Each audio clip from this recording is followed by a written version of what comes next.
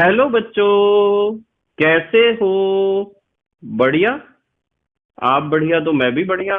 तो देखो बच्चों, आज हमें क्या पढ़ाई करनी है। आज है बेटे हमारे पास क्लास 11th का यूनिट नंबर फर्स्ट का वीडियो नंबर 16। ठीक है बेटे।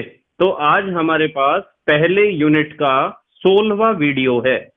और इससे पहले 15 वीडियो आपको प्लेलिस्ट में भी मिल जाएंगे, नीचे बेटे डिस्क्रिप्शन में भी मिल जाएंगे, और कुछ समय बाद आई बटन में भी लिंक आ जाएगा, जहां आप यूनिट नंबर 1 को पूरा पढ़ सकते हो और अपने सुंदर से नोट्स बना सकते हो, जो एग्जाम में आपकी बहुत ज्यादा हेल्प करेंगे।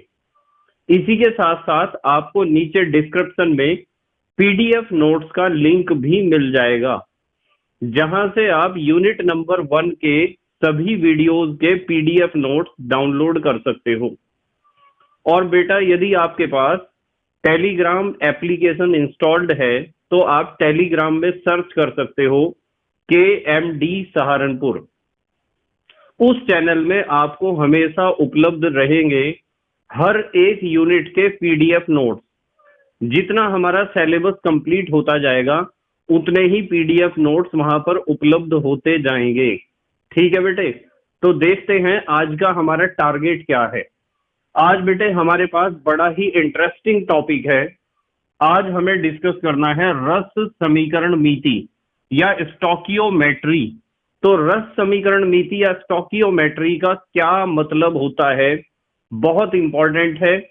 इसके बारे में परिभाषा भी पूछी जाती है और न्यूमेरिकल तो आने के चांस बहुत ही ज्यादा होते हैं। क्या इसकी परिभाषा है और किस तरीके से हमें न्यूमेरिकल करने हैं, इन सभी बातों के बारे में आज हमें डिस्कस करना है। ठीक है बेटे। तो चलो बच्चों, जल्दी से आज की पढ़ाई शुरू करते हैं।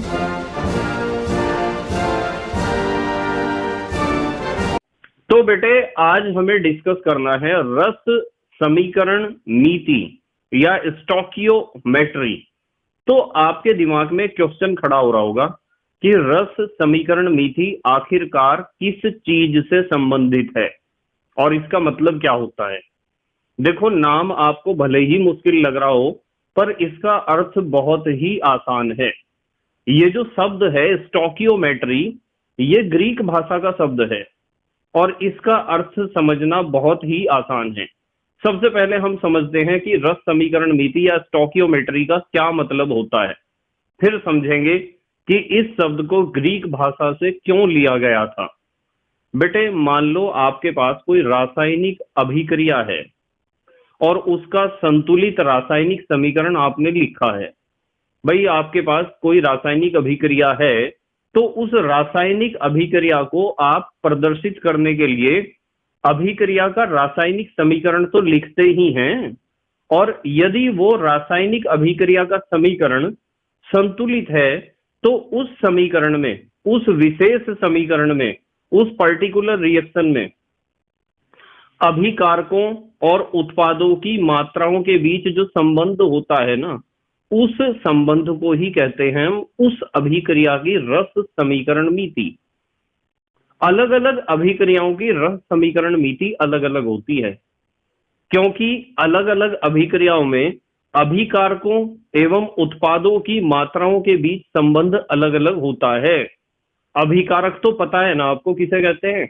किसी रासायनिक अभिक्रिया में जो रासायनिक पदार्थ भाग लेते हैं उन्हें कहते हैं हम अभिकारक या क्रियाकारक या रिएक्टेंट्स भी आप कह सकते हो। और किसी रासायनिक अभिक्रिया में जो रासायनिक पदार्थ हमें प्रोडक्ट के रूप में मिलते हैं, जो हमें प्राप्त होता है, उसे हम कहते हैं उत्पाद या क्रियाफल या प्रोडक्ट। ठीक है बेटे। तो किसी संतुलित रासायनिक समीकरण को आपको देखना है और संतुलित रासायनिक समीकरण में आपको यह देखना है कि उस समीकरण के अभिकारकों और उत्पादों की मात्राओं के बीच क्या संबंध है। उस संबंध को, अर्थात मात्राओं के बीच संबंध को ही हम कहते हैं अभिक्रिया की रस समीकरण मिति। ठीक है बेटे। तो सबसे पहले तो मैं यहां परिभाषा लिखता हूं, यहां से लिखता हूं बेटे परिभाषा। आप अपनी नोटबुक में हेडिंग लिखोगे रस समीकरण मिति या स्टोकियोमेट्री। और परिभाषा लिखोगे किसी संतुलित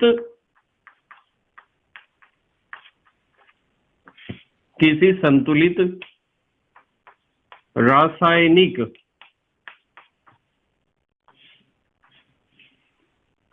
अभिक्रिया,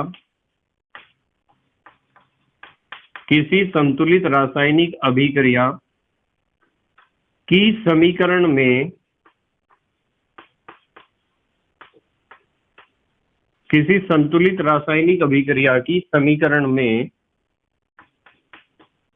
अभिकारकों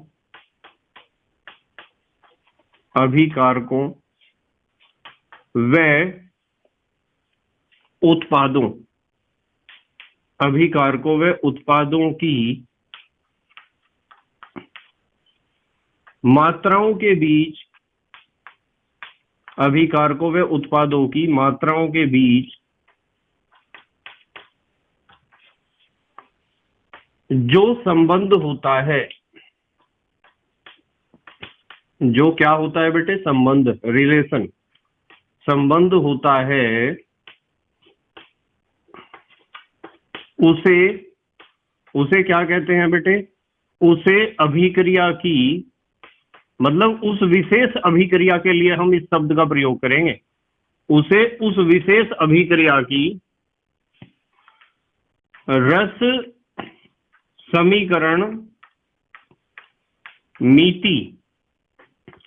समीकरण मिति या स्टोकियोमेट्री कहते हैं।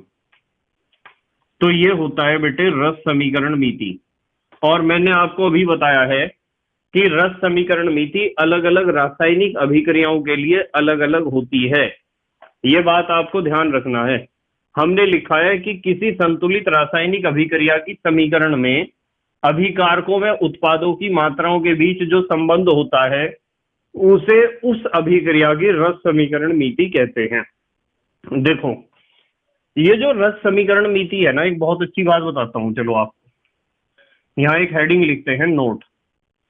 ये जो रस समीकरण मिति है, ये तो हमने हिंदी में शब्द बनाया है, पर इसका असली नाम तो बेटे स्टोकियोमेट्री है।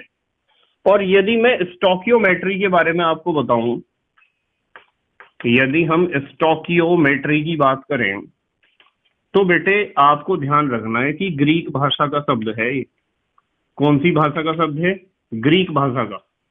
और यदि मैं स्टोकियोमेट्री का संधि विच्छेद करता हूं तो STOICHEION, स्टोकियोन, एक तो स्टोकियोन से मिलकर बना है और एक बना है मीट्रॉन से मिलकर। यदि इसका संधि विच्छेद हम करते हैं METERON, इन दो शब्दों से मिलकर बना है स्टोकियोमेट्री। स्टोकियोन और मेट्रॉन, METRON, ऐसे लिख सकते हो आप, ठीक है बेटे। तो स्टोकियोमेट्री दो शब्दों से मिलकर बना है और स्टोकियोमेट्री एक ग्रीक भाषा का शब्द है। स्टोकियोमेट्री कौन सी भाषा का शब्द है? ग्रीक भाषा का शब्द है, जो दो शब्दों से मिलकर बना है, स्टोकियोन और मेट्रॉन।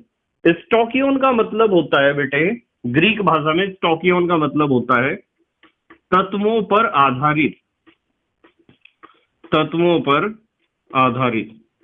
स्टोकियोन का मतलब होता है तत्वों पर आधारित। और मीट्रॉन का मतलब, मीटर माने मापना, तो मैं लिख सकता हूं मापन।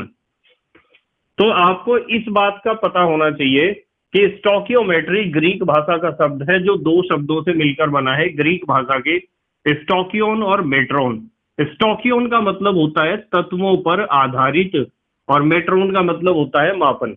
भाई, किसी रासायनिक अभिक्रिया में जो आपने अभिकारक लिए हैं और जो आपने उत्पाद लिए हैं, वे अभिकारक और वे उत्पाद, उनमें बेटे तत्व ही तो हैं। वो चाहे पदार्थ यौगिक है या अणु है, उसके अंदर तत्व हैं। और तत्वों का यदि हम कंपैरिजन करेंगे, तुलना करेंगे, उनका मापन करेंगे, तो किसी रासायनिक अभिक्रिया में उपस्थित अभिकारकों और उत्पादों की मात्राओं का ही तो मापन करेंगे हम। और अभिकारकों और उत्पादों की मात्राओं के मापन को या फिर उनके संबंध को हम कहते हैं स्टोकियोमेट्री या फिर रस समीकरण नीति। और एक बात का विशेष रूप से ध्यान रखना है कि हर एक रासायनिक अभिक्रिया के लिए रस समीकरण नीति अलग अलग होती है। यानी रस समीकरण नीति किसी विशेष रासायनिक अभिक्रिया का गुण है जो अभिक्रिया बदलने पर बदलती है। एक तो ये बात ध्यान रखनी है। दूसरी बात ये ध्यान रखनी है कि रस समीकरण नीति केवल आप तभी देख सकते हो जब आपके पास रासायनिक अभिक्रिया संतुलित होती है।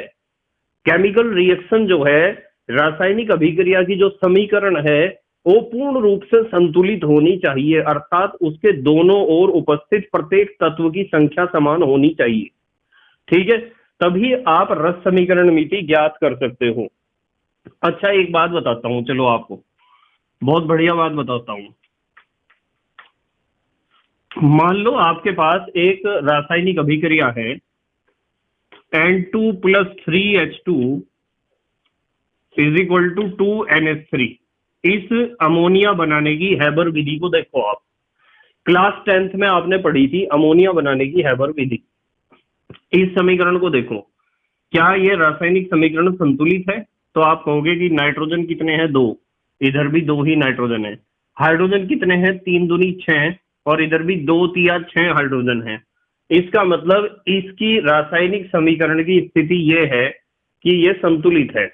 जब यह संतुलित है तो इस रासायनिक समीकरण में अभिकारकों और उत्पादों की मात्राओं की आप तुलना कर सकते हो, उनका संबंध निकाल सकते हो, और उस संबंध को ही रस समीकरण नीति आप कह सकते हो।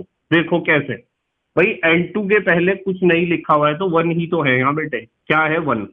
1 को लिखने की कोई आवश्यकता होती ही नहीं है, आपको पता है।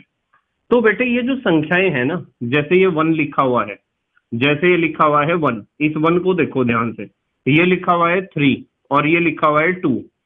मतलब जो आपके अभिकारकों और उत्पादों के सूत्र या संकेत लिखे हुए हैं ना, इन सूत्रों या संकेतों से पहले कुछ संख्याएं आपको नजर आ रही हैं। जैसे अमोनिया के सूत्र से पहले 2 लिखा हुआ है, हाइड्रोजन के सूत्र से पहले 3 लिखा हुआ है, नाइट्रोजन के सूत्र के पहले कुछ नहीं लिखा हुआ है तो 1 है।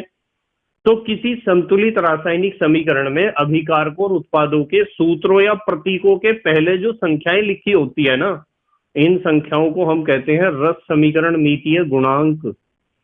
इस शब्द को ध्यान से सुन लो, रस समीकरण मीतीय गुणांक या स्टोकियोमेट्रिक कोफिशिएंट। और इनकी भी हमें जरूरत पड़ती है न्यूमेरिकल्स में। सबसे ज्यादा इसी चीज की जरूरत आपको पड़ेगी जब न्यूमेरिकल आएगा। तो मैंने आपको क्या बताया? मैंने बताया किसी संतुलित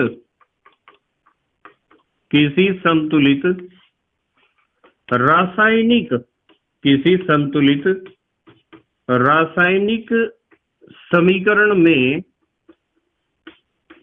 किसी संतुलित रासायनिक समीकरण में अभिकारकों, संतुलित रासायनिक समीकरण में अभिकारकों व उत्पादों, अभिकारकों व उत्पादों के सूत्रों लिखते हैं, सूत्रों या प्रतीकों से पहले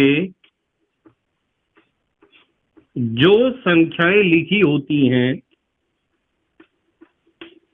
कुछ संख्याएं हैं ना बेटे, जैसे मैंने अभी आपको उदाहरण में दिखाया, जो संख्याएं होती हैं या लिखी होती हैं, लिखूं या होती हैं? चलो होती हैं ही लिख दो। होती हैं, उन्हें रस समीकरण, यहाँ कोमा लगाते हैं, रस समीकरण मीतीय गुणांक कहते हैं।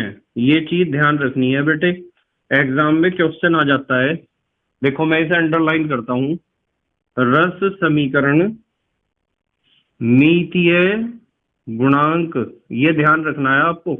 यदि आपसे कोई पूछ लेता है कि रस समीकरण मीतीय गुणांक का क्या मतलब है, तो आपको बता देना है कि रस समीकरण मीतीय गुणांक का मतलब है कि किसी रासायनिक अभिक्रिया की यदि संतुलित रासायनिक समीकरण हमारे पास है, तो उस संतुलित रासायनिक समीकरण में अभिकारकों और उत्पादों के सूत्रों या प्रतीकों से पहले जो संख्याएं लिखी होती हैं, उन संख्याओं को हम कहते हैं उस विशेष अभिक्रिया के रस समीकरण मीतीय गुणांक। ठीक है बेटे।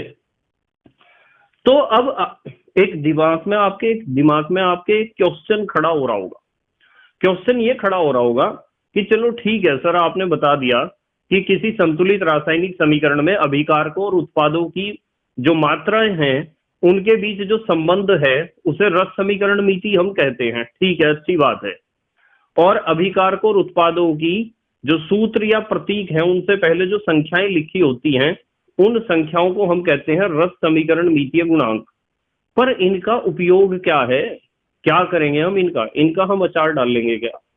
हमारे लिए क्यों यूजफुल है, क्या लाभ होगा इससे? बेटे इससे पता क्या लाभ होगा, इससे हमें पता चलेगा कि मान लो आपके पास ये रिएक्शन है, इस रिएक्शन को देख के आपको पता चल रहा है कि नाइट्रोजन के 1 मोल से अमोनिया के 2 मोल हमें प्राप्त हो रहे हैं।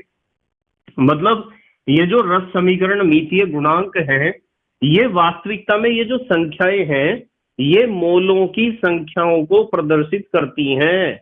किसकी संख्याओं को? मोलों की संख्याओं को। और मोलों की संख्याएं यदि आपको पता है तो मोलों की संख्याओं में आप कम से कम 2 चीजों का पता लगा सकते हो। किसका? यदि आपके पास नाइट्रोजन के मोलों की संख्या है तो आप नाइट्रोजन का भार या द्रव्यमान निकाल सकते हो, क्योंकि आपको मैंने सिखाया था मोलर द्रव्यमान। क्या सिखाया था? मोलर द्रव्यमान तो सिखाया था। मोलर द्रव्यमान सिखाया था कि यदि आपके पास किसी भी अणु का 1 मोल है, यानी किसी भी मान लो कोई पदार्थ है और उसके 6.022 गुणा 10 की घात 23 अणु आपके पास हैं, तो इसका मतलब आपके पास 1 मोल अणु है। और 1 मोल अणुओं का जो भार होता है, जो द्रव्यमान होता है, उसे ही तो आप कहते हो मोलर द्रव्यमान। क्या कहते हो? मोलर द्रव्यमान। और उसे आप ग्राम में लेते हो मोलर द्रव्यमान को। तो इसका मतलब साफ है कि यदि आपके पास मोलों की संख्या है किसी भी अणु की, किसी भी यौगिक की, तो आप उसका द्रव्यमान बता सकते हो। और यदि आपके पास किसी भी गैस के मोलों की संख्या है एनटीपी पर, आपको मैंने सिखाया था कि एनटीपी पर किसी भी गैस का 1 मोल आप यदि लेते हो तो उसका आयतन तो बेटे 22.4 लीटर होता है। बताओ समझाया था या नहीं समझाया था? मैंने आपको 2 चीजें सिखाई थी जब मोल कंसेप्ट में आपको पढ़ा रहा था।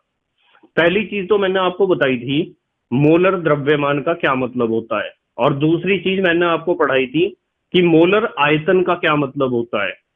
मोलर द्रव्यमान का मतलब यदि 1 मोल परमाणु आपके पास हैं तो उनका भार परमाणु भार के बराबर होगा। 1 मोल अणु आपके पास हैं तो उनका भार अणु भार के बराबर होगा ग्राम में। यह होता है मोलर द्रव्यमान। तो आप अणु भार को यदि ग्राम में और यदि आप परमाणु भार को ग्राम में लिखते हो तो इसका मतलब मोलर द्रव्यमान आप लिख रहे हो। ठीक है, मोलर मास आप लिख रहे हो, या कुछ लोग उसे मोलर वेट भी कहते हैं। इसी तरीके से मैंने आपको मोलर आयतन सिखाया था। उसमें सिखाया था कि एनटीपी पर यदि किसी गैस का 1 मोल आपके पास है तो उसका आयतन 22.4 लीटर होगा। ये बात पक्की है। ठीक है, गैस का 1 मोल का मतलब गैस के 6.022 गुणा 10 की घात 23 अणु आपके पास हैं, तो वे 22.4 लीटर जगह ही घेरेंगे। ये बात पक्की है। शर्त यह है दाब एनटीपी होना चाहिए, नॉर्मल टेम्परेचर और प्रेशर होना चाहिए। टेम्परेचर भी नॉर्मल हो और प्रेशर भी नॉर्मल हो, तब 22.4 लीटर है। तो मैं यहां एक बात और ऐड करता हूं, देखो ध्यान से। इन संख्याओं से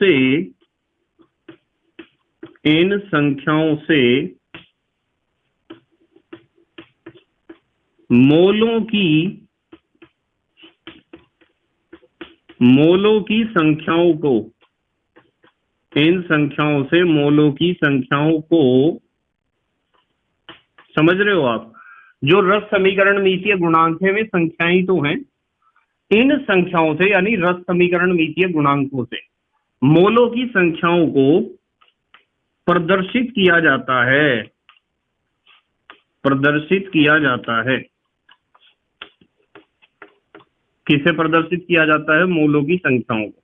अब देखो यहां एक चीज बताऊंगा आपको बहुत अच्छी, नोट जो अभी मैंने आपको समझाई है कि हम रस समीकरण मितीय गुणांक जो है इनका क्या लाभ उठाएंगे, क्या हमें यूजफुल है हमारे लिए, क्या है किस लिए यूजफुल है। देखो आपको कम से कम 3 बात पता होनी चाहिए। क्या बात?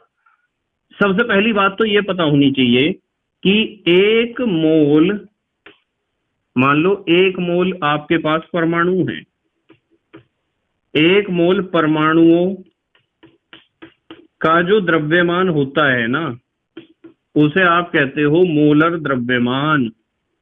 क्या कहते हो? मोलर द्रव्यमान।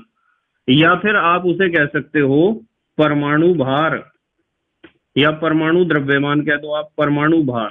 ठीक है, और उसे आप ग्राम में लिखोगे, परमाणु भार को ग्राम में लिखोगे। एक तो ये बात पता होनी चाहिए, इसकी सबसे कम जरूरत पड़ेगी। नंबर 2 पे जो मैं बात आपको बताता हूं, सबसे ज्यादा जरूरत पड़ेगी, सबसे ज्यादा जरूरत जब भी हम मात्राओं की तुलना करेंगे।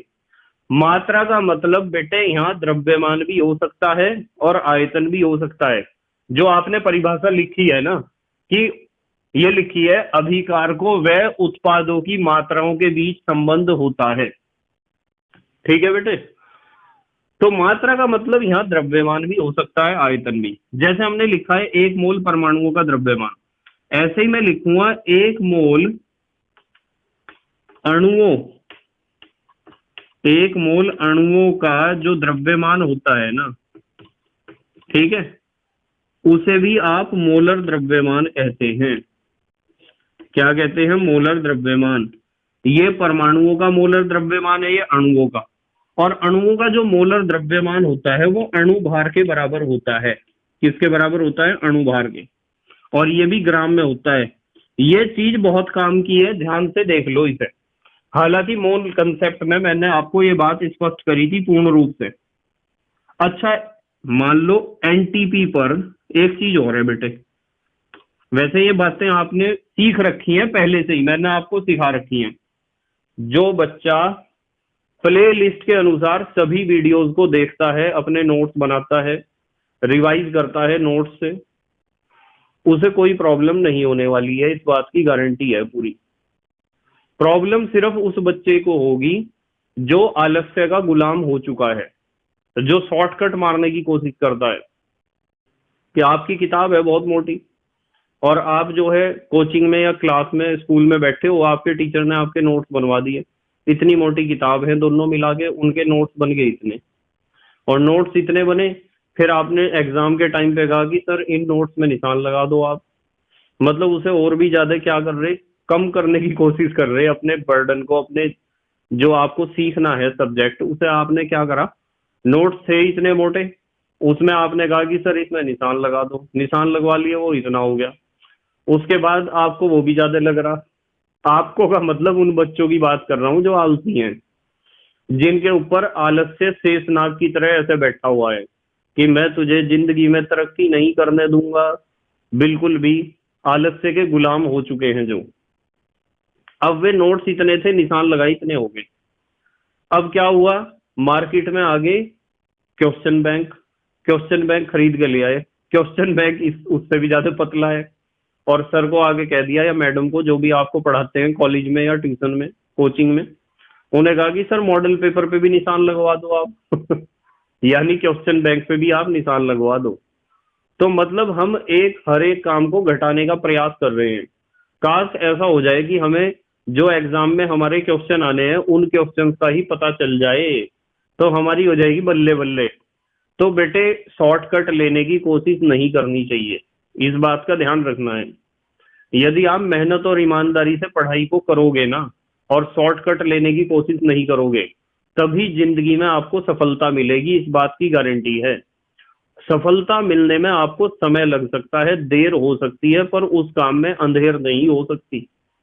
ऐसा नहीं हो सकता है कि आप किसी काम में लगे हुए हो और आपको सफलता ना मिले। यदि आप किसी काम में जी जान से लगे हुए हो तो आपको सफलता मिलेगी। आपने अपनी लाइफ के टारगेट बना रखे होंगे, और यदि नहीं बनाए टारगेट आपने लाइफ का कि मुझे जिंदगी में क्या करना है, क्या बनना है, किसके जैसा बनना है। हर एक बच्चे की लाइफ में कम से कम एक रोल मॉडल होता है। रोल मॉडल का मतलब पता है? एक ऐसा व्यक्ति जो आपके इर्द गिर्द या आपको कहीं भी ऐसा व्यक्ति दिखाई देता हो कि यार मुझे इसके जैसा बनना है, बस उस जिसके जैसा आप बनना चाहते हो ना, कि मुझे इसके जैसा बनना है, वो आपका रोल मॉडल होता है। क्या होता है? Role model. और आपको जरूर किसी ना किसी के जैसा जरूर बनना आप चाहते होंगे। यदि नहीं चाहते तो समझो आपने अपने लाइफ के टारगेट सेट ही नहीं किए हैं, आपको अभी पता ही नहीं है कि हम किस लिए जी रहे हैं। तो यदि आपने अपनी जिंदगी का टारगेट सेट कर लिया है, आपकी लाइफ में कोई रोल मॉडल है जिसके जैसा आप बनना चाहते हो, तो बेटे आपको मेहनत और ईमानदारी से उस दिशा में मेहनत करनी चाहिए, लग जाना चाहिए दृढ़ संकल्प के साथ कि मुझे एक दिन इसके जैसा बन के दिखाना है, इससे भी अच्छा बन के दिखाना है। ठीक है बेटे? तो यदि आपके टारगेट सेट है तो लग जाओ बस जी जान से। शॉर्टकट लेने से कुछ नहीं होने वाला है, मेहनत और ईमानदारी से ही सब कुछ मिलेगा। देखो जरा, मैंने आपको कहा कि एनटीपी पर क्या कहा मैंने, कि जो बच्चा एक डेफिनेट सीक्वेंस में क्रम से प्लेलिस्ट के अकॉर्डिंग वीडियोस देखता है, नोट्स बनाता है, और जब यूनिट कंप्लीट हो जाती है उसके बाद अपनी साइड बुक, रेफरेंस बुक या क्वेश्चन बैंक से प्रैक्टिस करता है, उस बच्चे का केमिस्ट्री पर कमांड हो जाएगा। पक्की बात है। शायद ऐसा हो जाए कि रासायनिक विज्ञान उसका फेवरेट सब्जेक्ट बन जाए, और शायद नहीं ऐसा होगा, देख लेना। चाहे आप मेरे अनुसार पढ़ाई करो और फिर मुझे बताना कि कैसा आप महसूस कर रहे हो। और जब आप अपने स्कूल में क्लास में बैठते हो तो कैसा महसूस करते हो, जब आपके टीचर या आपकी मैडम आके क्लास में पढ़ाती हैं और आपने पहले से ही वो चीज पढ़ी होती है, तो आपको कितना अच्छा समझ में आता है। फिर आपको आपके स्कूल के सर भी अच्छे लगेंगे, स्कूल की मैडम भी अच्छी लगेंगी कि हाँ सर हमारे साथ मेहनत कर रहे हैं, मैडम हमारे साथ मेहनत कर रही हैं। यदि आप पहले से उस टॉपिक को थोड़ा पढ़ के जाओगे, समझ के जाओगे, तो सब अच्छे लगेंगे आपको। आपके ट्यूशन के, कोचिंग के टीचर भी बहुत अच्छे लगेंगे यदि आप थोड़ा पढ़ के जाओगे, समझ के जाओगे, क्योंकि वे भी आपको नई नई बातें सिखाएंगे। ठीक है बेटे? तो देखते हैं, चलो। तो इसलिए मैं कहता हूं कि डेफिनेट सीक्वेंस में ही आपको स्टडी करनी चाहिए। देखो एक बात और सिखाई थी मैंने, एनटीपी पर किसी गैस के, यानी हर एक गैस के, किसी गैस के एक मोल, किसी गैस के एक मोल का जो आयतन होता है ना बेटे, उसे हम कहते हैं मोलर आयतन। क्या कहते हैं? मोलर आयतन या मोलर वॉल्यूम। और इसका मान होता है बेटे 22.4 लीटर। कितना होता है? 22.4 लीटर। तो यदि आपको ये बातें आती है ना समझ में, ये तीनों बातें, तो आप न्यूमेरिकल एकदम फोड़ के आओगे, पक्की बात है। क्या बताया? एक मोल परमाणुओं का द्रव्यमान तो परमाणु भार के बराबर होगा, एक मोल अणुओं का द्रव्यमान अणु भार के बराबर होगा। एनटीपी पर किसी गैस के एक मोल का आयतन 22.4 लीटर होगा। ठीक है? अच्छा स्क्रीनशॉट लो जल्दी से, फिर हम न्यूमेरिकल करते हैं। ले लिया बेटे स्क्रीनशॉट? ठीक है बेटे। देखो एक क्वेश्चन देखो बेटे ध्यान से। क्वेश्चन है, निम्न समीकरण में यदि NaCl एवं AgNO3 प्रत्येक के 3 मोल लें, निम्न समीकरण में यदि NaCl एवं AgNO3, NaCl व AgNO3 प्रत्येक के कितने मोल लेने हैं? 3 मोल लें, तो क्या लिखा हुआ है देखता हूं। 3 मोल लें तो NaNO3 के मोलों की संख्या एवं AgCl का भार बताओ। तो NaNO3 यानी सोडियम नाइट्रेट के मोलों की संख्या मोलों की संख्या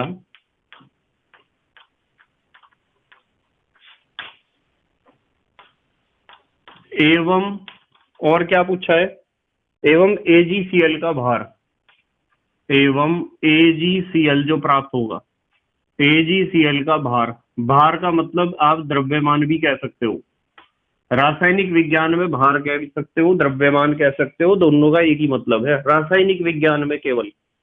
पर भार और द्रव्यमान दोनों अलग अलग होते हैं, आपको पता है, भौतिक विज्ञान में पढ़ाई जाती है बात, और मैंने भी आपको चैप्टर में पढ़ा दी थी। पर आप सामान्य भाषा में भार और द्रव्यमान को एक कह सकते हो यदि आप रासायनिक विज्ञान का अध्ययन कर रहे हो। ठीक है, तो AgCl का भार या द्रव्यमान बताओ। इन्होंने एक चीज दे रखी है इस क्वेश्चन में, क्वेश्चन में दे रखा है AgCl का अणुभार दे रखा है 143.5, ये लिख देते हैं हम। AgCl का अणुभार दे रखा है 143.5, ठीक है, इसकी जरूरत पड़ेगी। और समीकरण क्या है, समीकरण ये है NaCl प्लस AgNO3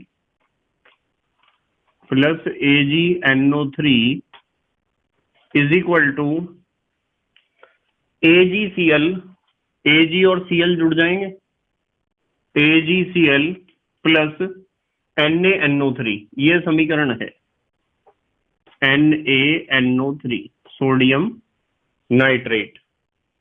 तो हमें बेटे इस समीकरण को देखना है कि ये समीकरण संतुलित है या नहीं। सबसे पहली बात यहां से सॉल्व करेंगे। चलो इस क्वेश्चन को ध्यान से देख लो, आपकी समझ में आया या नहीं। इन्होंने कहा कि ये रासायनिक समीकरण है, और इस समीकरण में यदि NaCl AgNO3 दोनों के कितने मोल लिए जाएं, तीन मोल लिए जाएं, 3 मोल इसके 3 मोल इसके, तो कितने मोल NaNO3 के बनेंगे, एक तो ये बता दो। और AgCl का कितना भार या कितना द्रव्यमान हमें प्राप्त होगा, एक ये बता दो। दो बातें पूछी हैं, तो चलो पहली बात को सॉल्व करते हैं। मुझे एक बात बताओ कि यहां क्या लिखा हुआ है, कुछ नहीं है तो 1 है। 1 मोल NaCl 1 मोल AgNO3 से जब अभिक्रिया करता है तो 1 मोल AgCl बनता है, 1 मोल बनता है NaNO3, यानी दोनों का एक एक मोल लोगे तो दोनों का एक एक मोल बनेगा। समीकरण की रस समीकरण नीति ऐसा ही हमें बता रही है। भाई रासायनिक समीकरण संतुलित है, और इसके जो रस समीकरण नीति या गुणांक हैं वे सब क्या हैं, 1 1 1 1, कुछ नहीं है तो 1 ही तो है। तो इस समीकरण को पढ़ना आना चाहिए। समीकरण को पढ़ने का मतलब ये नहीं है कि हमने ऐसे पढ़ दिया NaCl plus AgNO3 is equal to AgCl plus NaNO3, लो जी पढ़ लिया समीकरण। समीकरण पढ़ने का मतलब क्या है, देखो समीकरण पढ़ने का मतलब है कि जब 1 मोल NaCl 1 मोल AgNO3 से क्रिया करता है तो 1 मोल तो बनता है AgCl का, और 1 ही मोल बनता है NaNO3 का। इस तरह पढ़ी जाती है समीकरण। ठीक है बेटे, अब देखो जरा ध्यान से, हमें पता चला है कि NaNO3 के हमें मोल बताने हैं। यदि 3 मोल इसके आपने लिए, इसके भी, तो आप लिखोगे 1 मोल, ध्यान से देखियो जरा, 1 मोल NaCl व 1 मोल AgNO3 से प्राप्त होता है। कितना NaNO3 प्राप्त होता है, 1 मोल, 1 मोल से तो ये 1 मोल ही मिलता है, 1 मोल NaNO3 1 मोल ही तो प्राप्त होता है। जब दोनों का एक एक मोल इस्तेमाल करोगे तो 1 मोल सोडियम नाइट्रेट हमें मिलेगा। ठीक है बेटे, इसलिए इन्होंने कहा है कि कितने मोल इस्तेमाल करने हैं, 3 मोल, प्रत्येक के 3 मोल, इसलिए 3 मोल NaCl व 3 मोल AgNO3 से प्राप्त होगा। कितना प्राप्त होगा बताओ, कितने मोल प्राप्त होगा, 3 मोल ही तो प्राप्त होगा बेटे, 3 मोल NaNO3। बताओ ये बात समझ में आई क्या? यदि आप एक एक मोल लेते हो तो एक एक मोल बनेगा, समीकरण जैसा हमें बता रही है, समीकरण की रस समीकरण नीति जैसा हमें बता रही है। यदि दो दो मोल लोगे तो दो दो मोल बनेंगे, यदि तीन तीन मोल लोगे तो तीन तीन मोल बनेंगे, यदि चार चार मोल लोगे तो चार चार मोल बनेंगे। अब आप सोच रहे होंगे कि सर एक काम करो ना, इसके 2 मोल ले लो, इसके 3 ले लो। यदि आपने इसके 2 इसके 3 ले लिए ना, तो रिएक्शन तो बेटे दो दो मोल के बीच ही होगी। समझ में आ रही बात? यदि आपने इसके 2 मोल ले लिए, इसके 3 ले लिए, तो आपको पता है इसका 1 मोल इसके 1 मोल से रिएक्शन करता है। ठीक है, तो इसके यदि आपने 50 मोल ले लिए और इसके ले लिए 51 मोल, तो इसके 50 मोल से रिएक्शन करेंगे, 1 मोल तो फालतू में डाल रखा आपने। यदि मैं इसके 10 मोल ले लूं और इसके ले लूं 11 मोल, तो इसके 10 मोल इसके 10 मोल से रिएक्शन करेंगे, 1 मोल तो वो बचा रह जाएगा, फालतू डाल दिया आपने। समीकरण की रस समीकरण नीति का यही तो फायदा है कि उससे हमें पता चलता है कि अभिकारक का 1 मोल दूसरे अभिकारक के कितने मोल के साथ रिएक्शन करेगा, उनमें क्या संबंध है आपस में, उनकी मात्राओं में, माने उनके भार, द्रव्यमान या आयतन में क्या संबंध है। संबंध ये है कि इनका एक एक मोल लेने से इसका 1 मोल बनता है, ये संबंध है। दो दो मोल लोगे तो 2 बन जाएंगे, 3 मोल लोगे तो 3 बन जाएंगे। तो यही तो पूछा था कि 3 मोल लोगे तो कितने मोल बनेंगे। पहली बात तो ये पूछी थी। दूसरी बात ये पूछी थी कि जब आप 3 मोल लोगे तो AgCl का कितना भार आपको प्राप्त होगा, कितना द्रव्यमान आपको प्राप्त होगा। यदि आप एक एक मोल ले रहे तो 1 मोल बन रहा था, 3 मोल लिए तो 3 मोल ही इसके बनेंगे। तो मुझे एक बात बता दो बेटे, मुझे एक बात बताऊं, जब इसके 3 मोल मिलेंगे हमें, तो आप यहां देखो AgCl के, चूंकि का निशान लगाता हूं, चूंकि का, AgCl के 1 मोल का द्रव्यमान, AgCl के 1 मोल का द्रव्यमान, जिसे आप कहते हो मोलर द्रव्यमान, वो अणु भार के बराबर होगा नहीं? बताओ, मोलर द्रव्यमान तो अणु भार के बराबर होता है। और अणु भार कितना दे रखा है इन्होंने दे रखा है 143.5, और मोलर द्रव्यमान को हम ग्राम में लिखते हैं। तो यदि AgCl का 1 मोल बनता ना, तो उसका भार होता 143.5 ग्राम, यदि 1 मोल बनता। पर इन्होंने, गरीब आदमियों ने तो 3 मोल इस्तेमाल कर रखे हैं यहाँ। यदि 3 मोल इस्तेमाल कर रखे तो 3 मोल नहीं बने होंगे। इसलिए AgCl के 3 मोल का द्रव्यमान आप कैसे निकाल लोगे? कैसे निकाल लोगे?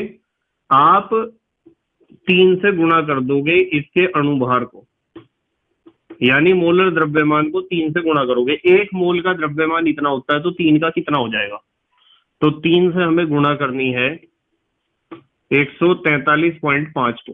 गुणा कर दोगे आप, देखो 3 पंजे 15 का 5 हासिल को 1, 3 तिया 9 और 1 10 का 0 हासिल को 1, 3 चौक 12 और 1 13 का 3 हासिल को 1, 3 एकम 3 और 1 हासिल का 4। देखो दशमलव 1 अंक के पहले लगेगा, 5 के पहले, तो इसे मिटा के थोड़ा आगे लिखो, यहां लगेगा दशमलव, इतने ग्राम। तो ये है हमारा आंसर। ठीक है बेटे, इस तरीके से हम रस समीकरण नीति का उपयोग करते हैं क्वेश्चंस को सॉल्व करने में। तो इन्होंने 2 क्वेश्चन हमारे से पूछे थे, हमने दोनों पार्ट इसमें सॉल्व कर दिए। चलो एक और क्वेश्चन कराता हूं आपको, जिससे रस समीकरण नीति की आपको प्रैक्टिस हो जाए। क्वेश्चन नंबर 2, ध्यान से देखो जरा। 100 ग्राम Fe2O3 के अपचयन से कितना लोहा प्राप्त होगा? 100 ग्राम Fe2O3, ये कहा इन्होंने 100 ग्राम Fe2O3 के अपचयन से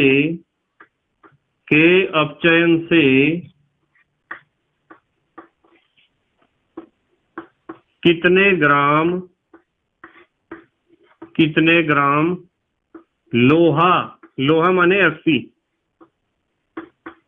प्राप्त होगा। ये क्वेश्चन है, 100 ग्राम Fe2O3 के अपचयन से कितने ग्राम लोहा प्राप्त होगा। और इन्होंने दे रखा है, यहां लिख देता हूं, ब्रैकेट में दे रखा है Fe का परमाणु भार तो दे रखा है इन्होंने 56। और बेटे ये तो याद भी होगा आपके, ऑक्सीजन का दे रखा है इन्होंने 16 और हाइड्रोजन का दे रखा है 1। ये परमाणु भार तो आपके याद रहने चाहिए, जो मुख्य मुख्य तत्वों के परमाणु भार हैं वे आपके याद रहने चाहिए। चलो यहां से सॉल्व करते हैं क्वेश्चन को। कितना मजेदार क्वेश्चन है देखो। इन्होंने कहा है कि Fe2O3 का हमें अपचयन करना है। तो बेटे Fe2O3 का अपचयन आप करोगे हाइड्रोजन से। देखो Fe2O3 का अपचयन करने का मतलब होता है इसका रिएक्शन हमें हाइड्रोजन से करना है। जब आप हाइड्रोजन से इसका रिएक्शन करोगे ना, तो हाइड्रोजन से रिएक्शन करने पर आपको Fe तो मिल जाएगा अलग, ठीक है। और ये हाइड्रोजन और ऑक्सीजन आपस में क्रिया करके बना लेंगे जल, H2O, ऐसे लिख दिया हमने। अब इस समीकरण को पहले संतुलित करना पड़ेगा, क्योंकि संतुलित रासायनिक समीकरण पर ही तो रस समीकरण नीति काम करती है। पहले इसे संतुलित करो। संतुलित करने के लिए आपको एक चीज ध्यान रखनी चाहिए कि हाइड्रोजन तथा ऑक्सीजन को छोड़ के बाकी जितने भी तत्व हैं पहले उन्हें संतुलित करना चाहिए। कान खोल के सुन लो इस बात को, बहुत काम की बात बताता हूं। किसी भी समीकरण को आपको संतुलित करना हो तो सबसे पहले हाइड्रोजन और ऑक्सीजन को छोड़कर बाकी तत्वों को संतुलित कर लिया करो। वैसे तो आप चाहे किसी भी क्रम में संतुलित करो, संतुलित करना आपने 10th क्लास में भी सीखा था, 9th में भी सीखा था। ये सारे तत्व उन सारे तत्वों के बराबर होने चाहिए संख्या में। तो हाइड्रोजन और ऑक्सीजन को तो मैं अभी देखने का नहीं हूं बिल्कुल भी। मैं अभी देखूंगा हाइड्रोजन और ऑक्सीजन के अलावा क्या है। मुझे यहाँ नजर आता है हाइड्रोजन और ऑक्सीजन के अलावा लोहा, Fe, आयरन। यहाँ लोहे के कितने परमाणु हैं? 2, और यहाँ तो एक ही है बेटे, तो मैं यहाँ 2 लिखूंगा। लोहे के परमाणु हो गए बराबर। अब आ जाओ आप ऑक्सीजन पे। ऑक्सीजन देखो कितने ऑक्सीजन है? 3 ही तो है लेफ्ट साइड में। इधर ऑक्सीजन कितने हैं? 1, तो यहाँ आप 3 लिख दो ना, ये 3 ऑक्सीजन हो गए। अब आप हाइड्रोजन चेक करो, हाइड्रोजन कितने हैं? 2, और यहाँ हाइड्रोजन कितने हैं? 3 दूनी 6। यहाँ 6 है, यहाँ 2 है, तो यहाँ 3 लिख दो ना, 3 दूनी 6 ही हो जाएंगे। 3 दूनी 6 और 3 दूनी 6। तो मतलब कहने की बात यह है कि आप जब किसी रासायनिक समीकरण को संतुलित करते हो तो आप हाइड्रोजन और ऑक्सीजन को छोड़कर बाकी तत्वों को पहले संतुलित कर लिया करो, यदि आप कर सकते हो तो, ठीक है। नहीं तो आप किसी भी क्रम में स्टार्ट करो, आखिरकार जब लगातार प्रैक्टिस करोगे संतुलित करने की तो निष्कर्ष निकलेगा ही सही और आपको प्रैक्टिस हो जाएगी। पर यहाँ एक चीज ध्यान रखनी है कि जब किसी रासायनिक समीकरण को लिखा गया है तो पहले उसे संतुलित कर लेना जरूरी है, जब ही रस समीकरण नीति काम करेगी। नहीं तो रस समीकरण नीति का तो कोई औचित्य बैठता ही नहीं है। तो इसलिए हमने समीकरण को संतुलित कर लिया। इन्होंने कहा कि 100 ग्राम Fe2O3 से कितने ग्राम लोहा हमें मिलेगा। देखो मैं बताता हूं, आप इस Fe2O3 से बनाना चाह रहे हो लोहा, इसके अपचयन से। सबसे पहले इसका अणुभार निकाल लो आप।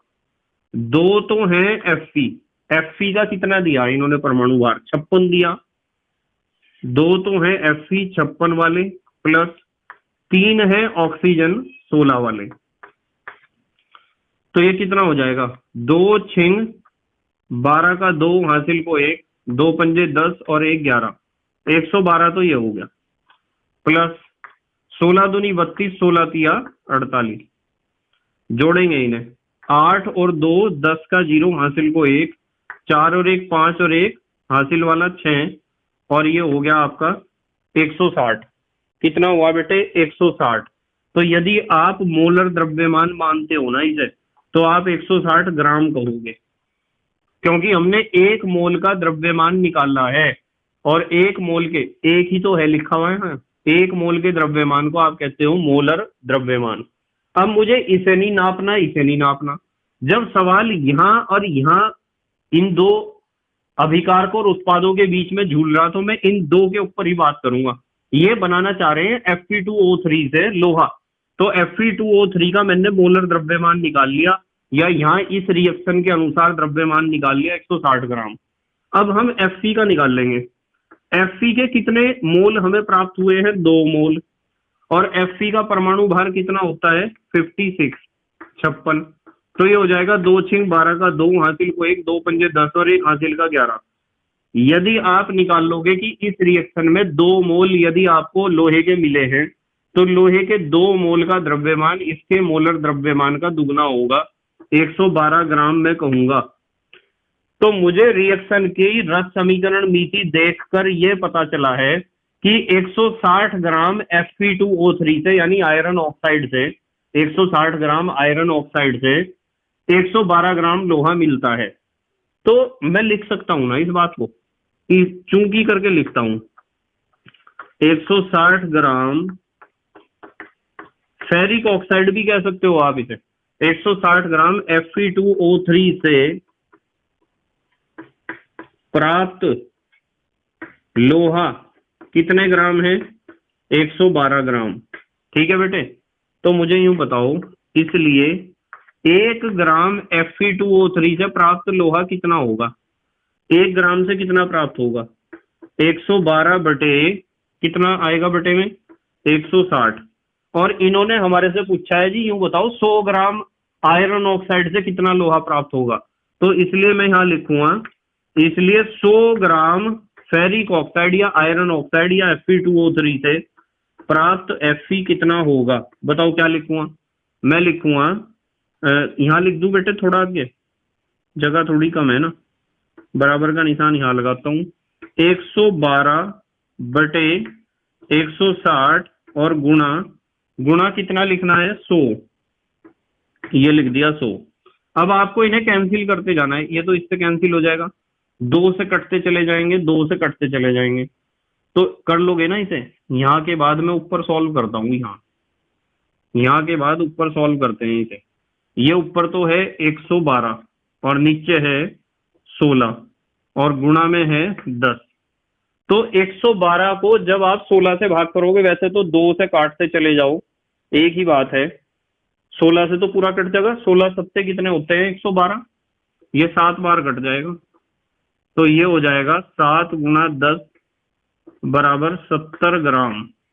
तो आपको 70 ग्राम लोहा प्राप्त होने वाला है। यदि आप 100 ग्राम लोगे Fe2O3 और उसका आप अपचयन करोगे तो आपको 100 ग्राम लोहा मिलेगा। ठीक है बेटे, इस तरह के क्वेश्चन आते हैं पेपर में और बच्चे इन क्वेश्चन से बहुत ज्यादा डर जाते हैं, बहुत ही ज्यादा। जल्दी से स्क्रीनशॉट लो, फिर अगला क्वेश्चन देखते हैं। चलो, ले लिया बेटे स्क्रीनशॉट? ठीक है, देखो बेटे एक और क्वेश्चन देखते हैं, क्वेश्चन नंबर 3। ध्यान से देखो, क्वेश्चन है एसटीपी पर 2 लीटर SO2 प्राप्त करने के लिए कितने ग्राम सल्फर को वायु में जलाया जाए? एसटीपी पर 2 लीटर SO2 प्राप्त करने के लिए, एसटीपी कह दो या एनटीपी, एसटीपी पर 2 लीटर SO2 को, या SO2 वैसे लिख दो, SO2 प्राप्त करने के लिए कितने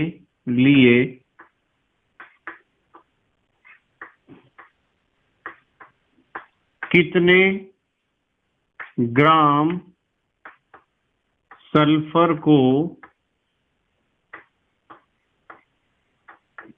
जलाया जाए? कितने ग्राम सल्फर को जलाया जाए? ठीक है, वायु में जलाना है। बहुत बढ़िया क्वेश्चन है, बिल्कुल ध्यान से समझेंगे सब बच्चे। 2 लीटर सल्फर डाइऑक्साइड आपको प्राप्त करनी है। देखो कैसे होता है क्वेश्चन। भाई जब आप सल्फर को वायु के साथ जलाते हो, मतलब गर्म करोगे, आग लगाओगे सल्फर में, जब भी तो SO2 आपको प्राप्त होगा। S + O2 = SO2। देखो 1 मोल सल्फर से 1 मोल सल्फर डाइऑक्साइड गैस प्राप्त होती है। तो सल्फर का परमाणु भार आपको पता है 32। तो यदि मैं इसका मोलर द्रव्यमान लिखूंगा तो यहां लिखूंगा 32 ग्राम। 1 मोल सल्फर का मतलब 32 ग्राम सल्फर, सल्फर माने गंधक। तो 1 मोल सल्फर का मतलब 32 ग्राम सल्फर से 1 मोल SO2 गैस STP पर या NTP पर प्राप्त होती है, तो 1 मोल SO2 गैस का मतलब कितने लीटर? 22.4 लीटर। किसी भी गैस के 1 मोल का आयतन एनटीपी या एसटीपी पर 22.4 लीटर होता है, और इस आयतन को हम कहते हैं मोलर आयतन। अभी सिखाया था आपको। तो हम यहाँ भार की आयतन से तुलना कर रहे हैं। हमें पता है सल्फर के 1 मोल से SO2 का 1 मोल बनेगा, पर सल्फर का तो हमने देख लिया वजन, भार या द्रव्यमान 32 ग्राम, और इसका देख लिया आयतन। इसका आयतन पता क्यों दिखा? क्योंकि इन्होंने कहा था 2 लीटर SO2 प्राप्त करनी है, तो लीटर तो आयतन ही होता है। कितनी प्राप्त करनी है? 2 लीटर। तो हमें पता है, क्या पता है? देखो, इस रस समीकरण मिति से क्या पता चलता है?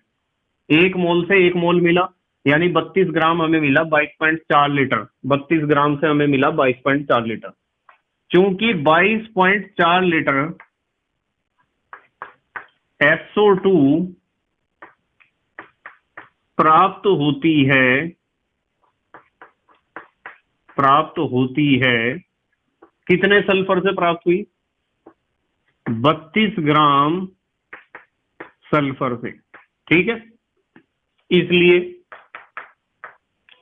1 लीटर SO2 प्राप्त होगी या होती है। 1 लीटर कितने से प्राप्त होगी बेटे? 32/22.4 ग्राम सल्फर से। और हमें उन्होंने कितने लीटर प्राप्त करने को कहा है? उन्होंने कहा है हमें 2 लीटर। इसलिए 2 लीटर SO2 प्राप्त होती है या प्राप्त होगी 32/22.4 गुणा कितने लीटर? 2 लीटर। इतने ग्राम सल्फर से या इतने ग्राम गंधक से। अब देखो, आप एक काम करो ना, इस दशमलव को तो यहां से हटाओ और ऊपर लिख दो गुणा 10। और देखो, 3 सत्ते 21 और 2 सत्ते 14, ये 7 बार कट जाएगा, पूरा 7 बार करके देख लेना आप भाग। तो ये हमारे पास आया, कितना आया? यहां लिख दो बेटे, ये आया 2 धाम 20/7। 2 धाम 20 हो गया, और बटे में नीचे क्या है? 7। तो जब आप भाग करोगे तो ये आ जाएगा 2.86। तो 2.86 ग्राम सल्फर से, ये हमारा उत्तर है। 2.86 ग्राम सल्फर से हमें प्राप्त होगा 2 लीटर SO2 गैस। चलो अगला क्वेश्चन देखते हैं। यहां से लिखता हूं अगला क्वेश्चन। चलो यहां से लिखता हूं। क्वेश्चन नंबर क्या है? 4।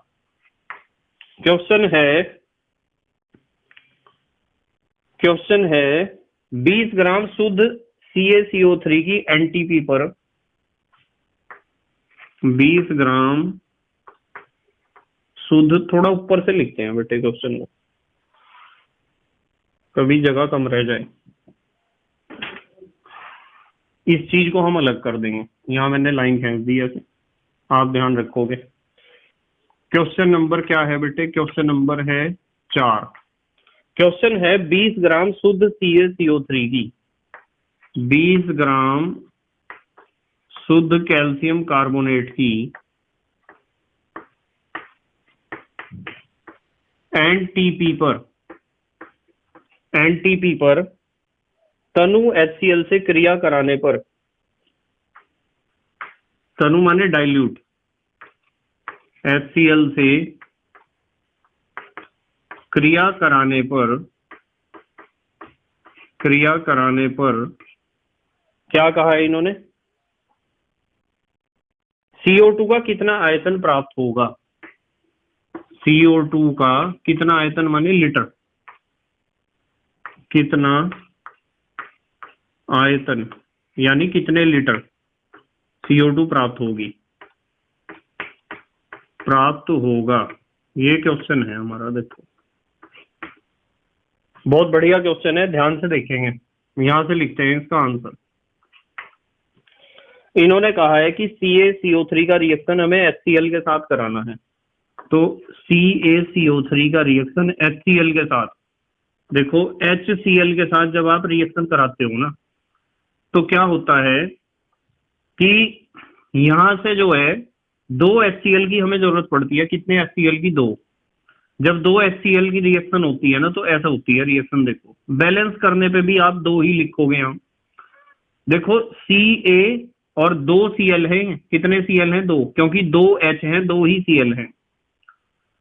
चलो अच्छा, रिएक्शन को ऐसे नहीं लिखता हूं मैं, ऐसे लिखता हूं जो आपकी आसानी से समझ में आ जाए एकदम, क्योंकि 10th क्लास में आपने, मुझे पता है किस तरह के झंडे गाड़ रखे होंगे पढ़ाई में।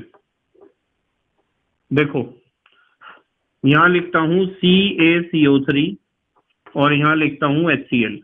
HCl के पहले 2 ना लिख के 2 बार मैंने HCl को ही लिख दिया, जिससे आपके समझ में आ जाए, इतना हिस्से निकल के भाग जाएगा ये बीच में। पहले यूं बताओ, CaCl2 बना, ये लिख दिया मैंने CaCl2 प्लस, और क्या बना? ज्यादातर बच्चे सोचेंगे H2CO3 बनेगा, पर बेटे आपको एक बात ध्यान रखनी है कि ये जो H2CO3 होता है ना, ये H2CO3 आपने 10th में भी पढ़ा होगा।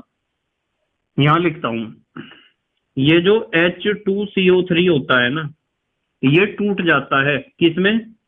H2O में और CO2 में। ये अनस्टेबल होता है बेटे, अस्थाई। H2CO3 माने कार्बोनिक एसिड होता है अनस्टेबल, अस्थाई। तो मैं H2CO3 नहीं लिखूंगा वहां, H2CO3 ना लिख के मैं H2CO3 के जगह लिखूंगा कि एक तो H2O बनेगा और एक बनेगा CO2। तो CaCO3 का कितना मोल है? 1 मोल। HCl के कितने मोल हैं? 2 मोल हैं। या तो मैं HCl लिख के उसके पहले 2 लिख देता, या 2 बार HCl लिख दिया, बात तो एक ही है। अब देखो समीकरण संतुलित है या नहीं है? समीकरण संतुलित है। कैल्शियम 1 है, कैल्शियम 1 है, कार्बन 1 है, कार्बन 1 है, ऑक्सीजन 3 है, ऑक्सीजन कितनी है? 2, तो ये रही ऑक्सीजन, 1 ये रही, 3 है। हाइड्रोजन कितने हैं? 2, हाइड्रोजन यहाँ भी 2 हैं, Cl 2 हैं, यहाँ भी 2 हैं। पूरी समीकरण संतुलित है।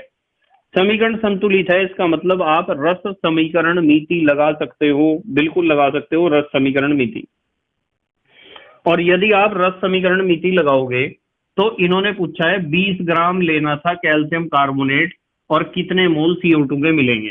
भाई अभी तो यूं देखो, इसका अणुभार निकाल लो आप। कैल्शियम कितना होता है? कैल्शियम तो होता है 40, इसका अणुभार निकाल रहा हूं मैं 40, प्लस कार्बन होता है 12, कार्बन का परमाणु भार कितना होता है? 12, और 3 है ऑक्सीजन, ये होता है ऑक्सीजन का परमाणु भार 16। तो 40, 12 और 16 दूनी 32, 16 थी 48, 40, 12 और 48, ये हो जाएगा 100। यानी कि 100 ग्राम आपने इस रिएक्शन के अनुसार कैल्शियम कार्बोनेट कितने ग्राम ले रखा है? 100 ग्राम। और 100 ग्राम रस समीकरण नीति से ये बात हमें पता चली है कि इस समीकरण में कैल्शियम कार्बोनेट का 1 मोल है। 1 मोल का जो द्रव्यमान होता है, 1 मोल का जो भार होता है वो अणुभार के बराबर होता है, जिसे आप मोलर द्रव्यमान भी कहते हो। तो मैंने इसका अणुभार निकाल लिया 100 और उसके बाद लगा दिया ग्राम, यानी मोलर द्रव्यमान लिया।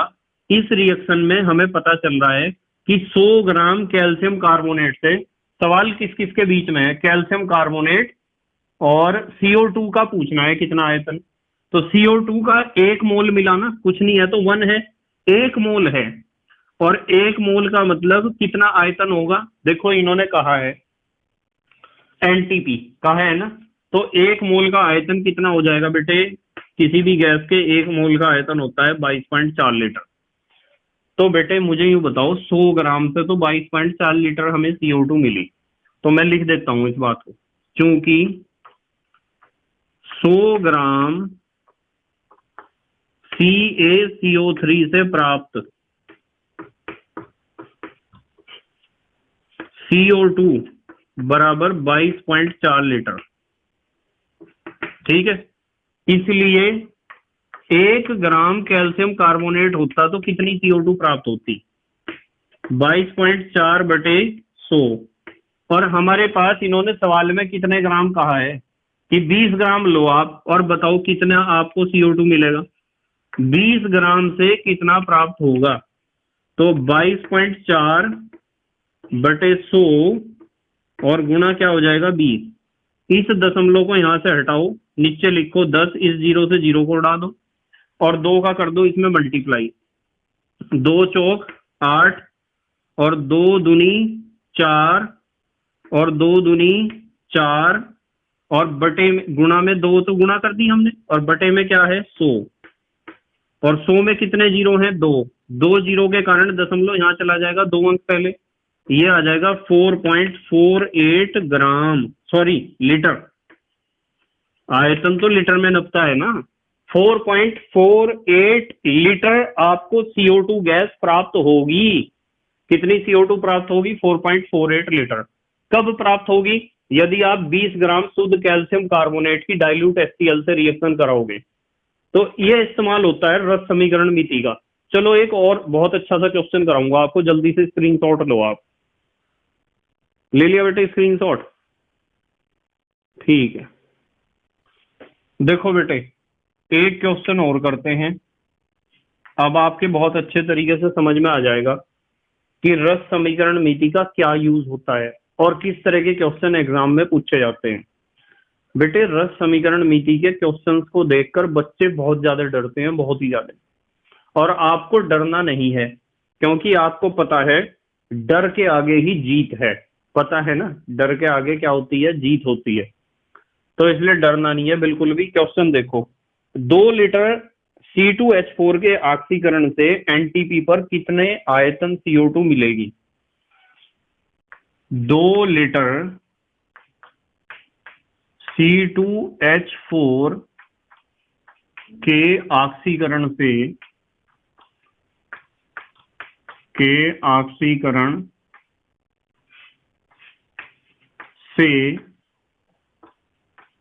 NTP पर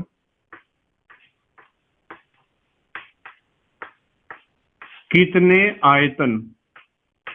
आयतन का मतलब लीटर ही है यहाँ, कभी आप आयतन से कंफ्यूज हो रहे हो। आयतन का मतलब आपको ये आयतन लीटर में दे रखा, तो वहां भी लीटर में ही पूछा है कितने आयतन CO2।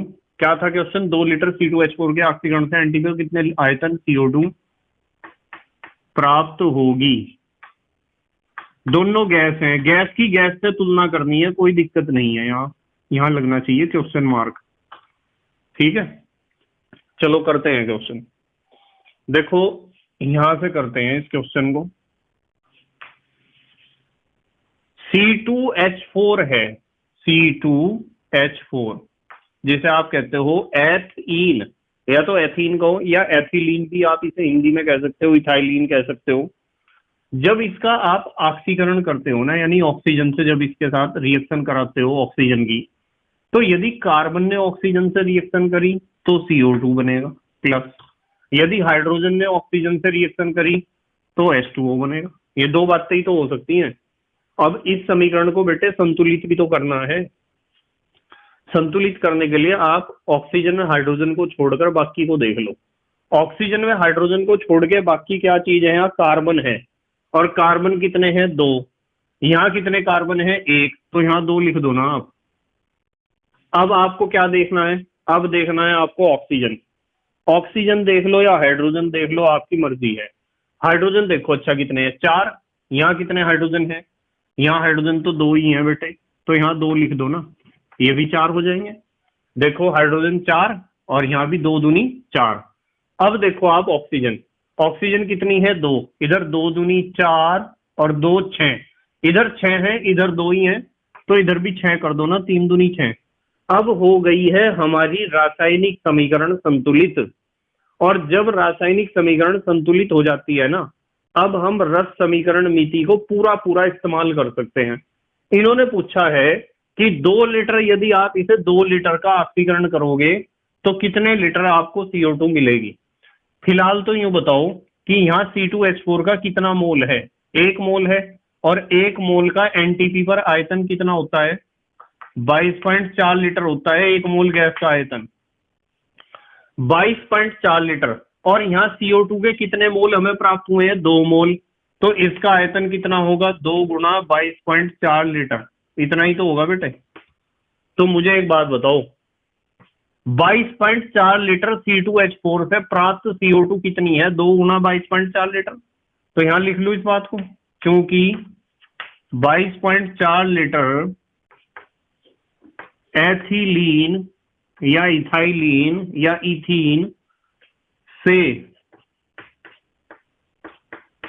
प्राप्त CO2 या के ऑक्सीकरण से प्राप्त CO2 ऐसे भी लिख सकते हो, 2 गुणा 22.4 लीटर, ऐसे ही रहना दे रहा हूं मैं इसे। इसकी गुणा तो कर ही सकते हो आप, 44.8 लीटर लिख दोगे गुणा करके, पर ना लिखो है तो अपने आप कैलकुलेट हो जाएगा, सॉल्व हो जाएगा।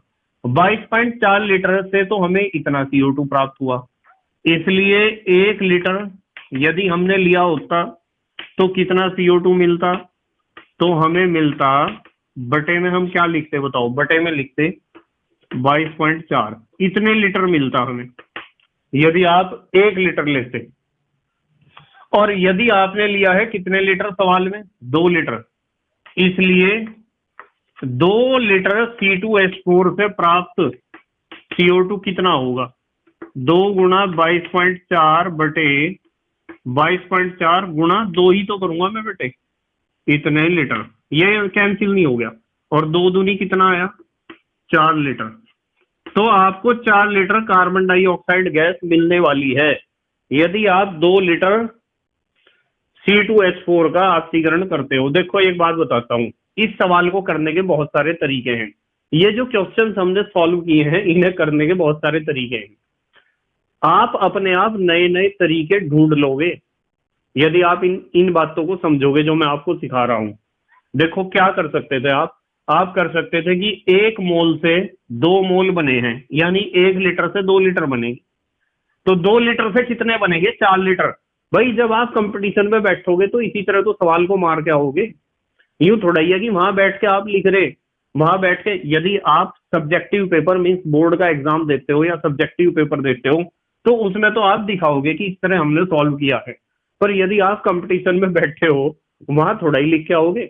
जब आप बहुत सारे क्वेश्चन कर लेते हो ना किसी टॉपिक पे, तो आपको प्रैक्टिस हो जाती है बहुत अच्छी, और बहुत अच्छी प्रैक्टिस हो जाती है ना, तो फिर आप मुजवानी जिसे कहते हैं मौखिक रूप से सवालों को मारना शुरू कर देते हो, मौखिक रूप से ही। बस यही तो पहुंचाना है आपको उस स्टेज पर पहुंचाना है कि सवालों को आप जितने न्यूमेरिकल्स हैं या जितने भी क्वेश्चन हैं उन्हें आप जो है हवा हवा में उड़ाने शुरू कर दो, मौखिक रूप से मारने शुरू कर दो सवाल। यदि आप वहां तक पहुंच गए तो तभी मुझे लगेगा कि हाँ मेरी मेहनत सफल हो रही है। देखो हमने क्या सीखा है, हमने रस समीकरण नीति में 3 बातें सीखी हैं, देखो बताता हूं आपको क्या क्या सीखा है। एक तो हमने बेटे द्रव्यमान की तुलना द्रव्यमान से की है, द्रव्यमान से द्रव्यमान निकालना है कि इतने ग्राम से कितने ग्राम बनेगा, करे थे ऐसे सवाल, इतने ग्राम से कितने ग्राम बनेगा।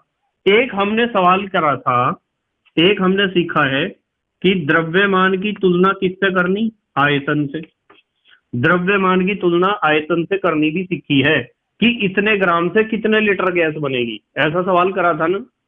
और आप बेटे इसका उल्टा भी सवाल कर सकते हो, इसका उल्टा क्या कर सकते हो कि किसी गैस का आयतन दिया है और उससे हमें बताना है कि कितने ग्राम उत्पाद हमें प्राप्त हुआ है, ये दोनों एक ही बात है। यहाँ तो द्रव्यमान की द्रव्यमान से तुलना करी, यहाँ द्रव्यमान की आयतन से या आयतन की द्रव्यमान से कह दो, बात तो एक ही है। और तीसरा जैसे सवाल है, यहाँ आयतन की आयतन से ही तुलना करी आपने, यानी कि आयतन की तुलना करी आपने आयतन से।